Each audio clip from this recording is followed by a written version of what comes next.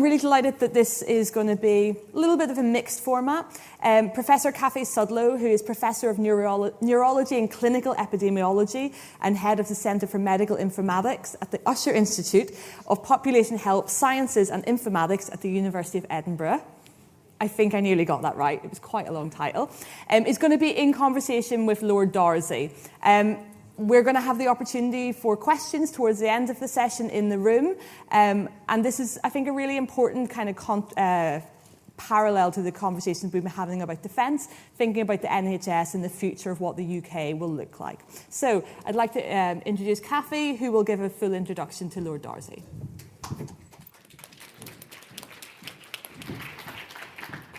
Thanks very much. So I have a brilliant job this afternoon. First of all, I get to introduce Lord Darzi and then to have a conversation with him, which I think will be extremely entertaining and enlightening for all of you. So Lord Ara Darzi of Denham is a consultant surgeon at Imperial College NHS Trust and the Royal Marsden NHS Foundation Trust. He's also co-director of the Institute for Global Health Innovation at Imperial, where he holds the Paul Hamlin Chair of Surgery, and he's chaired the NHS Accelerated Access Collaborative, the World Innovation Summit for Health, the Preemptive Health and Wellbeing Initiative at Flagship Pioneering, and the Fleming Initiative at Imperial, which is leading a global movement to combat antimicrobial resistance. Ara has over 1,500 peer-reviewed publications and is widely regarded as a leading voice in the field of global health policy and innovation. Most recently, as many of you will know, he led an independent review of the NHS that was commissioned by the Secretary of State, Wes Streeting, the Secretary of State for Health and Social Care, I should say. If you haven't read it, then I urge you to. It's beautifully written. It's commendably not overlong. And it's extremely well-informed and full of really amazing and very interesting and impactful insights, and we'll hear more about that during our conversation. Lord Darzi was knighted in 2002, and he entered the House of Lords in 2007, where he was Minister for Health to 2009, and then the UK's Global Ambassador for Health and Life Sciences through to 2013. He is a member since 2009 of His Majesty's Most Honourable Privy Council, and in 2016 was awarded the Order of Merit for exceptional service to advancement of medicine. So we have amongst us a really amazing person who I am privileged to be having a conversation with this afternoon. And Lord Darzi is first going to address us before we have a chat. So, Lord Darzi.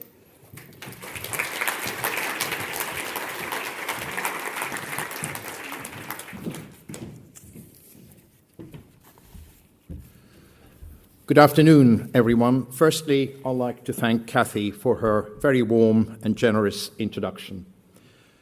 The Alan Turing Institute has long been a beacon of innovation, pushing the boundaries of technology and research. Its work continues to shape the future of artificial intelligence, not just in theory, but in the real-world applications that will transform our lives. It's an honor to be here with you today and to speak on an issue that will define the future of the National Health Service, and that is AI. We're not at the cusp of change. We are in the middle of it. AI is not a distant promise. It is already revolutionizing how we diagnose, treat, and care for our patients. The potential is vast, and the pace of innovation is accelerating, thanks to all of you in this room. AI is set to redefine medicine as profoundly as antibiotics and modern surgery once did. Now, let me make a confession. I am not a data scientist. My career has been grounded in the practical realities of healthcare, performing surgeries, improving care pathways, and redesigning health systems. And that is precisely why this discussion is so important. AI is not an abstract concept. It is a tool that, depending on how we integrate it, will either strengthen or strain our healthcare system. Throughout my career, I have seen how innovation transforms medicine. As a surgeon, I helped at the time in the early 90s pioneering keyhole surgery and introduced robotics into the operating room. But I also saw how long it took for these breakthroughs to become routine, not because the technology wasn't ready, but because the system wasn't. We cannot afford that kind of delay with AI. The NHS, as you heard recently, is at a turning point. Demand is rising, resources are stretched, and too much of our system remains reactive, waiting for illness instead of preventing it. Yet I remain optimistic. AI, alongside genomics, preemptive medicine, and digital health, gives us the ability to shift from treating disease to predicting and preventing it. Instead of an intervention, we can focus, for the first time, on prevention. AI is already saving lives. In cancer detection, AI-assisted screening in Sweden has increased breast cancer detection rates by 20%, offering earlier and more accurate diagnosis. In autoimmune disease, AI is detecting early warning signs that even the most skilled clinician might miss, enabling faster intervention and better long-term outcomes. In radiology, AI-powered imaging is reducing interpretation times, improving accuracy, and helping overstretched radiologists prioritize urgent cases. But despite these advances, our healthcare delivery remains largely unchanged. A doctor from the 1950s walking into hospital today would recognize much of the system, and that must change. The UK government has identified 3 major shifts that must happen to future-proof the National Health Service, moving from treatment to prevention, from hospital to community, and from analog to digital. AI is at the heart of all the 3.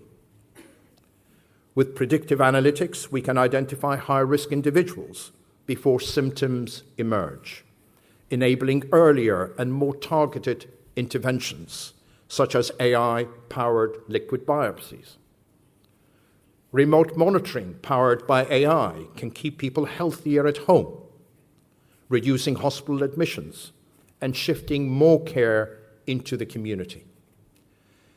AI-driven automation can eliminate administrative burden, freeing up clinicians to focus on what matters most, patient care. But technology alone is not enough. When I introduced robotic surgery around the millennium, I assumed the greatest challenge would be developing the technology itself. I was wrong. The real challenge was that of adoption. Despite clear benefits, greater precision, better visualization, improved outcomes, robotic surgery faced skepticism. Surgeons resisted change. Managers hesitated over upfront costs, and lack of structured implementation delayed progress. It took 7 years before the NHS acquired its next set of robotic platforms. Today, despite having 150 robotic systems in the UK, 2.4 million people still live over an hour away from a hospital that offers robotic surgery. We cannot repeat that same mistake with AI. The success of AI in healthcare depends on people, on how clinicians and patients engage with these tools.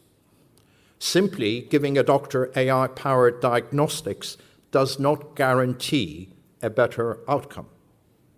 Recent studies from MIT and Harvard found that AI working independently often outperformed doctors using AI assistance.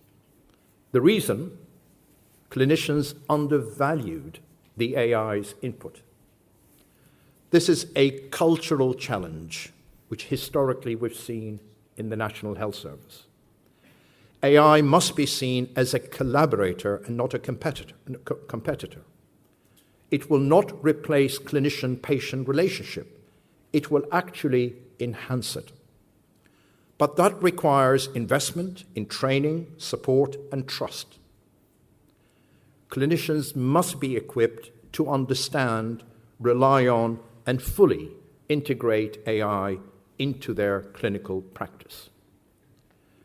If we do not actively design AI to reduce health inequalities, sadly, it will widen them. The data sets we train on, the algorithms we build, and the way we deploy AI tools must be rooted in fairness and equity. Otherwise, we risk embedding biases that deepens the divide in health outcomes.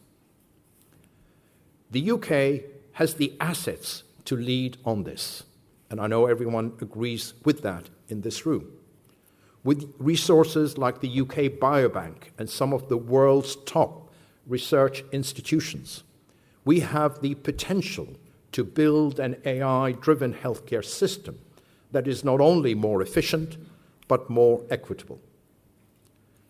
This will require investment in digital infrastructure to support AI-driven care, clinical education to prepare the workforce, and a commitment to building public trust in how data is used.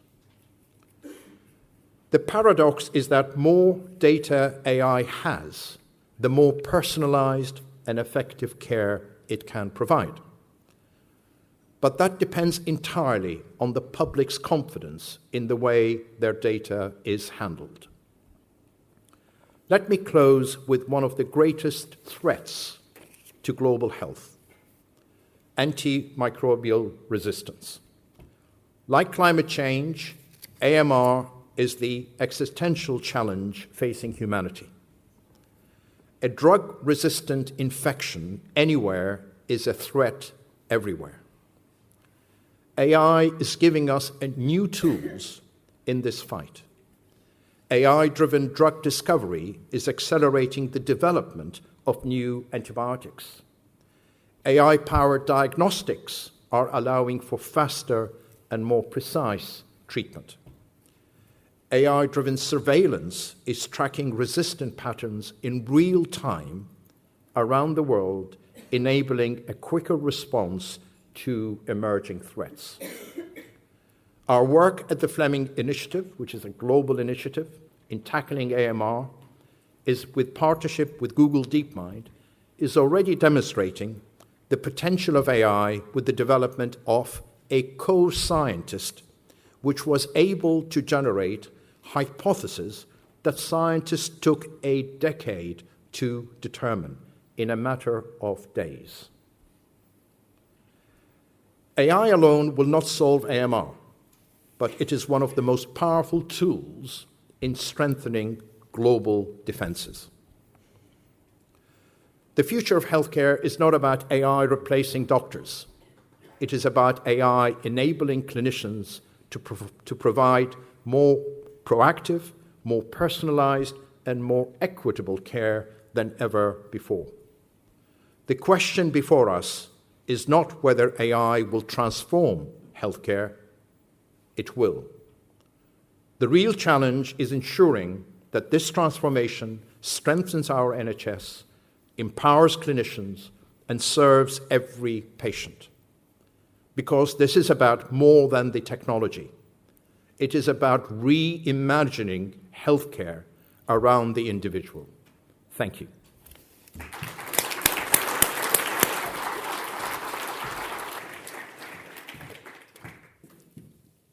Thank you so much, Ara.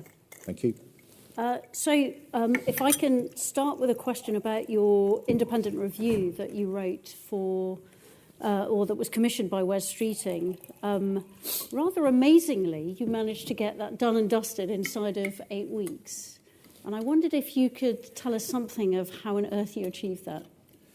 Thank you, Cathie. I mean, it was a stressful day when I received the phone call. I thought I've done my bit with politics and politicians, and I was just really getting ready. Parliament shut. I'm really getting ready, planning my holiday, which I thought was well deserved, considering what I've done for the year. And this call came out of nowhere, to be honest. And the ask was, would you be able to help us and give us what they described at the time was an audit of the National Health Service? My question was, well, why do you need that? And they said, to be fair, it's a reasonable answer, we need a baseline. Because if we're going to plan in reforming it, we need to know where it is. So obviously, new government, a lot of excitement. You know, I could tell you, whoever you are, when someone calls you senior, I accepted it. What I didn't realize is the formal meeting when I had to do this in 8 weeks. Now, I've been in the NHS working there for 30 years. I had the privilege of serving government once, and I was involved in a previous plan in 2002 when Alan Milburn was the Secretary of State, so I was involved in that too. And I knew nothing has been done in 8 weeks in the National Health Service. Even if you are a patient, it takes more than 8 weeks. I mean, that was, you know, in a tense moment, you're not on your feet. The only way you could do anything like that if you had access to data. And Cathie, you're an academic, I'm an academic. You know, we always know what an amazing resource we have in data in the National Health Service, being a single-payer system. You know, whether you're teaching an algorithm, whether you're improving your care that you're delivering to your own patients. So I said, yes, if you give me the data, without any confidence that I get that, and I'll be a bit quicker now. And there was a bit of dithering for about a week or so. Obviously, everyone has to be aligned, NHS England, the civil servants and everything else. And the intent was honourable. And initially, I got packets of slides, and I said, that's not data, they're slides. I prefer to have the raw data, and we'll do the analytics. And I had a great colleague of Tom Cabassi helping with this. And so eventually, 2 weeks later, we got the data. By the way, I asked for the data from 2001 till 2024, so it's 23 years of data on 62 million people. That's a huge amount of data.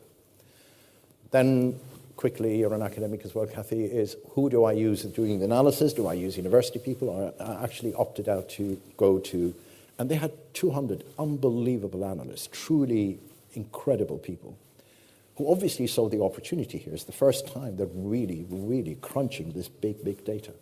And I was getting slides. It was all hypothesis-based analytics, so, don't be surprised, 3 a.m., next morning I wake up, 3 a.m., 4 a.m., I've got 2-3 slides. And there were 235 of these, looking at these 24 years. So we're really engaging data, and I, obviously, listen, I work there, you work in the National Health. I wasn't expecting what I saw. I thought we were in a bad place, but not the severity. And some of the things really did even upset me. I mean, one of the questions we asked was, how many adolescents with mental health problems are waiting for an outpatient appointment? And 100,000 adolescents, these are the future, waiting for more than a year for an outpatient appointment. There was another one which really troubled me, 100,000 children below the age of 2, so 2-year-olds, 1-year-olds and less, waiting in the A&E department for more than 6 hours. And I could go on and on and on.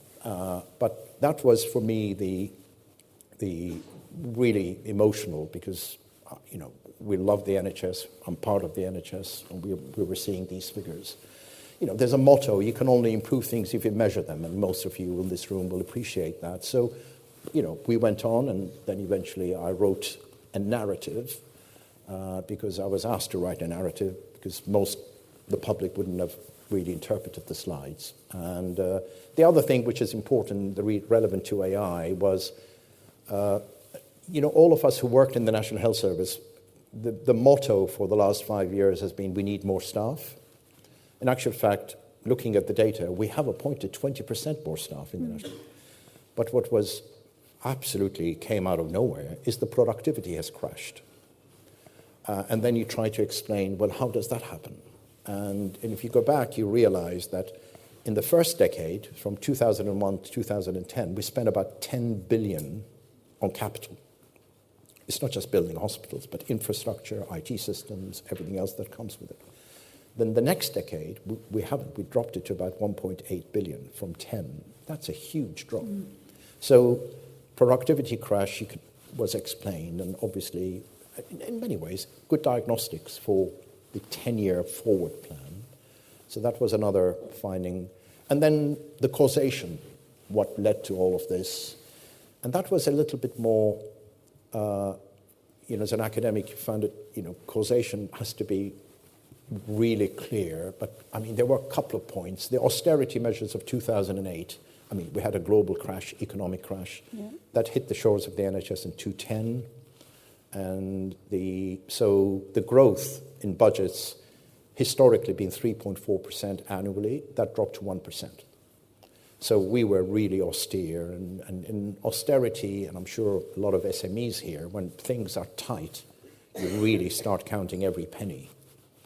And your eyes are on the till all the time. But what happened 3 or 4 years later, there was a major disruption. We had NHS restructuring. So the good managers who were keeping an eye on the till were more obviously applying for their jobs, restructuring, which got us off the tight measures required. And things slipped at that time. And then thirdly, we went into COVID, as you know, the third shock. And tragically, I'll say this, we were the sickest nation in Europe going into COVID. And that didn't really add up. So I'm giving you headlines. There are 335 slides, Cathie. I'll be here all day telling you about it. Yeah, and I loved reading it because when your review came out, I had a look straight away. And it really is a pleasure to read. It's incredibly well written, but it's populated by all of these fantastic data insights. So you can hear how those were generated. So, but you and 200 analysts in NHS England, presumably you were kind of working through the day and the night very intensively to and fro and asking kind of knock-on questions. You must have had a list of, these are the things it would be really great to know. Yeah. And they must have told you these are the data assets that we have that we could potentially generate insights from. Absolutely. I can imagine that being very exciting, quite tense, and then trying to actually distill it all down into a narrative. It was. We had a limited time. Yeah. So, let me bring in Tom Cabassi, who was helping with this. He was absolutely brilliant. And by the way, the analysts also engage in this debate, what we should be. So there was a bit of iteration from their side as well. We could have done thousands of analyses, but we stuck to the things that really matter. We had a huge amount of data, and that's how we ended up with 335. We wanted to see the big killers. We wanted to see the big waiting issues. We wanted to see, obviously, impact of COVID. I couldn't say much about COVID for the simple reason the COVID inquiry is going on, so that is someone else's problem to deal with. Yes. But there were certain trends that we had to put a lot of thought and reanalyze certain things to get us to where we got to. And then I ended up in the Health Select Committee, which to present it after, which was 2 months after. Yeah. And the Health Select Committee has decided now they're going to do the same exercise on an annual basis. Right, rerun all of these analyses. Rerun. Now they've been programmed up, that should hopefully be somewhat more straightforward. Well, than it shows, we're was going to first show time what, around. absolutely. Yeah, fantastic. And in terms of those 3 shifts in healthcare that you alluded to, so the government's 3 key shifts, treatment to prevention, hospital to community, analogue to digital, you explored it a bit, but I wondered if you could elaborate a bit on how AI is going to drive or how you think AI might accelerate and drive those changes. Yeah. The silver lining here is it's where we are, we're in a bad place. But we have an unbelievable opportunity, an opportunity of a lifetime of turning the NHS around if we really exploit the potential of AI. And certainly in the three shifts, the left shifts that the Secretary of State was mentioned. Let's talk about prevention. You know, most of prevention has been screening, has been smoking cessations, have been public health measures. Where AI will take us in the future in preempting disease, identifying disease in a much, much earlier stage. There's amazing science looking at biodynamic shifts at a cellular level that could predict your trajectory on a disease pathway. And imagine if you're able to intervene at that early stage to risk stratify. Imagine if your therapeutic bucket could also dig in here. It's not just the vaccines or prevention, but actually identifying diseases at a well before any symptoms arise, what you will call disease positive but symptom negative patient, and intervene. That would be transformational. And we can do that.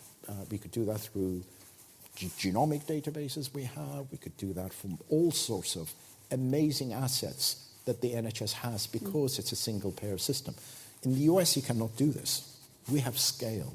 We really have that. And if you go back to the next shift, which is how do you shift from hospital to community? I mean, I remember doing the London Review back in 2006, describing we need a serious major shift on all pathways of care, from the cradle to the grave. You can shift care to the community. You can only do that by shifting technology to the community. By the way, a GP has had the same years in medical school as I have in a hospital, but you need to give them the tools, whether these are diagnostic tools, imaging tools, and there's a plethora of different digital biomarkers coming into the marketplace. So that is transformative in primary care setting and shifting. Because the sad fact is, again, you go back to the NHS report, we had a 46% of our staff are in the hospital setting. And then came the big Lansley report, and the whole idea there was to shift care to the community. Actually, in fact, we've ended up with 58% of staff working in a hospital rather than actually the real shift needs to happen. So I think there's amazing opportunities in diagnostics and therapeutics. I mean, I'm sure there are pharmaceutical companies here. If you see what they're thinking about, their pipeline of innovations, a quicker drug discovery, more intelligent trials being done at a less cost. So it's not just the pipeline and the effectiveness, but also cost reductions, also going to be transformative. And then finally, how do you integrate it into healthcare provision? You know, all the administrative bureaucracies that exist in the NHS that takes hours and hours logging into your computer, entering a form, demoralizing staff. So AI goes across the deep veins of every pathway in these four buckets. It could be transformed. And we need to find a way, we will find a way, because there's no way out of this, in really embracing this in terms of service transformation. Yeah, so that's it. And it's really interesting to think about how a lot of this will be about adoption. So we, as a healthcare workforce, we need to be embracing this change. And as you spoke about earlier, quite a lot of this is about cultural change. So like you, although in a very different context, I've worked in secondary healthcare in the hospital. And in a way, like you, I am an advocate as well for shifting things away from the hospital to far earlier downstream in the disease generation or the adverse health generation pathway. This means adoption very much in the community and by the general practice and other community workforces, I suppose, in a way that hasn't been seen quite so much before. But in terms of AI and tech as well, these are advancing so quickly and outstripping really anything that currently is existing in the NHS. So we're constantly needing to kind of catch up. How do you think we can facilitate better adoption and implementation to really get the benefits to people and patients? Yeah, I mean, never miss the opportunity of a threat where we're in at the moment. And I think we could leapfrog the gap over the last 10 years if we really embrace innovation. Talk about what you're referring to earlier is how we need more intelligent commissioning. We have an unbelievable data set. We can actually, with utility of the data we have, we can actually come with much more robust commissioning of services, and that's one way of shifting. You know, I always used to say, centralize where necessary, decentralize where possible.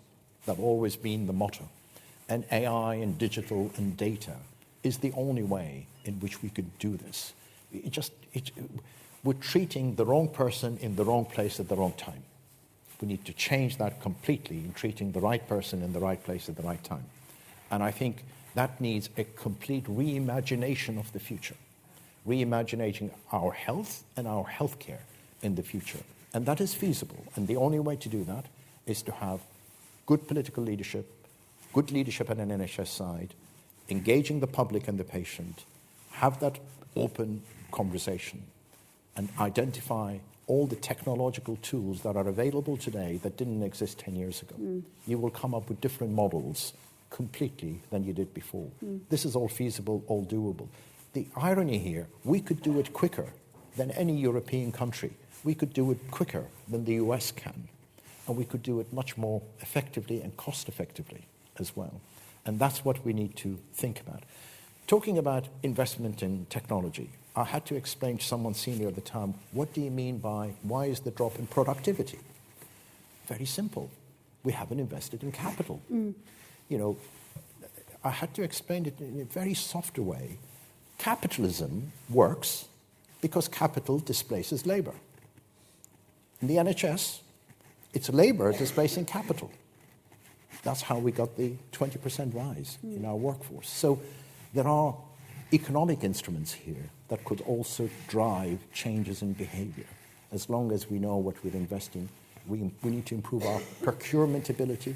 And I think this government is up for that. And the 10-year plan is something that will map out how that process will happen. And the 10-year plan's are sort of an important opportunity, so it could be seen as just a thing that's happening in the ether somewhere distant from all of us, but actually it's going to take our NHS through to 2035. So what kind of foundations do we need to lay now to make sure that the benefits in 2035 will really be forthcoming? There's a lot of work happening at the moment. I have a little principle that I tend to use on this. Don't think about now when you're thinking in that context. Think about 2035. Just imagine what is possible in 2035 and future back. Start thinking then from there backwards what you need to do to get there. And I think the audience here probably will have a rough idea. I mean, most people will underestimate what is going to happen in 2035, but most people here could predict what is 2035 like, and we need to start preparing for that. If we start preparing for our problems tomorrow, we're chasing our tail. That's where we need to be bold, big investors coming in, completely transformed, a unique, globally recognized, one of the best health systems in the world. And one of the questions we were discussing outside was, how are we going to bring people with us? So in my head, it's about the public, it's about patients, and by and large, those are the same thing. We will all be patients at some stage in our lives if we haven't been already. But also health and care professionals who really need to embrace this as well. What do you think are the levers that we can pull and push, if you like, to try and bring all of those people with us to allow this cultural change? Well, you have many levers in the system, but the most powerful lever is to bring the public and the patients with you. It's not just the patients, the public as well. If I could remember one piece of work I did in 2006, which was looking at London's health system at the time, commissioned by Patricia Hewitt. And we did it on pathways of care. We forgot, I was so fed up thinking about the number of beds we need, the number of hospitals we need, the number of doctors we need, number of nurses. Completely, as far as I was concerned, that was irrelevant. Let's talk to the public, let's talk to the patients who've been by pathways of care from the cradle to the grave. We had the maternity pathway, we had the acute pathway, we had the chronic disease pathway, we had the end-of-life pathway, all of these different pathways. And we employed 100 Londoners to be with us for the 9 months it took to produce that report. And we went through every one of them. And at the end of each conversation with the clinicians and the evidence, we redesigned the pathway, the public were engaged, they even voted for some of this stuff. For example, London had 32 stroke centres, 32, and none of them were meeting the international guidelines of stroke care, which is very simple. You get stroke, you need to be in a hospital that has imaging, and if they have the imaging MRI, and there's an embolic stroke, in other words, a clot, you can actually put a wire with a TPA, which is something that dissolves the clot, and the patient could walk out absolutely no deficit in any limbs. So we convinced them, this is the model. At the moment we have 32, none of them are meeting these guidelines. And we ended up, the public, encouraged us, we should have 5 centralized stroke centers instead of 32. And the 5 centralized stroke centers, if you want to have stroke, the best place to have a stroke is London, because they've been running since 2006 and 7. You get your MRI, you get your TPA, and you leave with no limb deficit. That's the type of innovation that the public get excited about.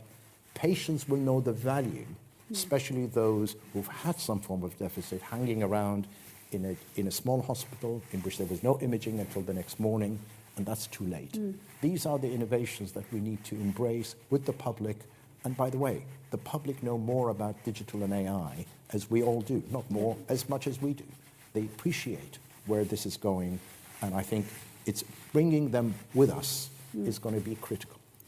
And thinking sort of internationally and globally now, are there examples that you're aware of systems, health systems that have embraced and adopted AI that can act as examples for us? Or, I mean, you said earlier that you think we can leapfrog and do this better than anywhere else. So how can we, what can we learn from elsewhere, both do's and don'ts? I mean, we've all heard of Estonia. Yeah. That's always comes up on the top. But there are systems in the US, for example. They're mostly health units and systems in different cities. And the problem in the US is the inequalities between different systems is so huge. Yes, you can embrace that. There are some, the Harvard systems I've seen. They do a remarkable job in that. And by the way, this is not just about the NHS being a customer. This is about actually embracing research and innovation within the context of the NHS. Many of these startups we hope will come up from people who worked in the NHS or actually still working in the NHS. We have some amazing clinician scientists in this country who could do remarkable things. We need to give them the tools, we need to empower them, we need to give them the funding. SMEs, we need to nurture them, we need to grow them. And then the big ones. Who would have thought 15, 20 years ago we will have one of the best AI powerhouses in the world in terms of DeepMind that merged with Google. So it's all there, it's all feasible. And that is where government is to provide the leadership. We know from the Prime Minister down, AI is a priority for them. So I think your call is to all of us collectively, but in particular to government, for the sort of leadership that this type of change and forward trajectory really needs to be successful. What I've witnessed and what's been discussed at some of the workshops that I've been at this meeting and others is this phenomenon of initiativitis or pilotitis, where we see small initiatives that show great promise and maybe stay within a locality or a region, show something successful. Perhaps it sticks there, but it's unusual for those kind of things to scale across the country. What do you think is the recipe for achieving that kind of rapid scale-up? Do we need a nice booster system for approving and scaling across the country things that are successful, or is there some other solution, do you think? I think primarily we need leadership from an NHS side, real transformative leadership that is embracing innovation, embracing technology. I wake up in the morning because I'm so excited what I'm doing that day, because I have a new tool, I'm doing something new, I'm doing something different. That's the leadership you require. It starts with leadership. And then after leadership, you will improve your commissioning powers. I mean, commissioning is not easy. We could do it because we have the data. We can actually scale up very quickly. There's a cultural element here. Be bold. You take calculated risks in here. But, this is something that has proven its value already. And, AI mammography, which is another piece of work that I did with DeepMind, which was actually, the paper was published weeks before the COVID lockdown in January 2020. The algorithm clearly demonstrated its sensitivity, specificity, and all of that. It moved on to trial in the NHS in 3 sites. We still haven't really pushed it across the whole mammography system. That needs commissioners to say, well, actually, in fact, we're going to commission new ways of doing our breast cancer screening program. And that is based by an engagement with the radiologist, engagement with the Royal Colleges, and get on and do that. That clearly demonstrated that the AI was as good as the 2 readers. And actually, in fact, you can displace one, and potentially you can displace others. Some people say, well, that may create negative issues within the profession. Radiologists, we're desperate in need of radiology. We also need many interventional radiologists because the better the screening, the more lesions you're going to find, the more biopsies you're going to need. So it's a matter of it's a matter of thinking big. As I said, leadership. You need to engage all the stakeholders as well: the colleges, the profession, better procurement, better commissioning. And we need to move on this because we're wasting a lot of the money that we're not actually creating qualities of. NICE is critical. NICE needs to keep up with the new innovations and technology. What NICE is approving today is out of date tomorrow. Actually, it might even be out of date today. We need to think about NICE looking at 10 years from now and get ready what the appraisal methods would be to really drive these innovations. We should be the first movers in all of these transformative technologies and all pathways of care, including that in end of life, which is another pathway. We don't look up, as a society. How could you have a good death as well? I'm talking about everything here. Yes. And maybe AI-empowered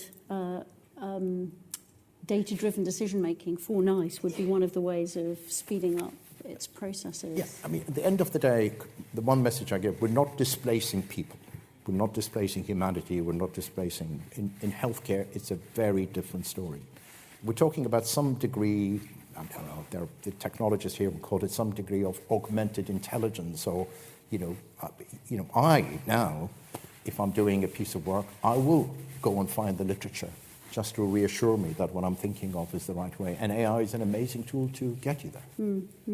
So we've nearly run out of time, Ara, and I was told that we weren't going to have any Slido, so I haven't been looking too carefully at it, but I do see some questions that are rising up here. So one is about maybe a challenge about whether AI is the silver bullet, or if we focus on AI as a sort of solution, a sole solution, do we risk ignoring other potential solutions? How would you address that challenge? AI is a mean to an end. It's not an end in itself. And please don't... my excitement may have confused all of that. AI is one of the most powerful disruptor enabler in really transforming our healthcare system, as it has in all other sectors, whether that happens to be defense, whether that has to be a drone, whether that happens to be in the financial sector. We're not replacing banks. AI is an enabling tool, and we need to be the first movers in this because it really matters in healthcare. In a system which is getting more expensive, it is so human capital intensive.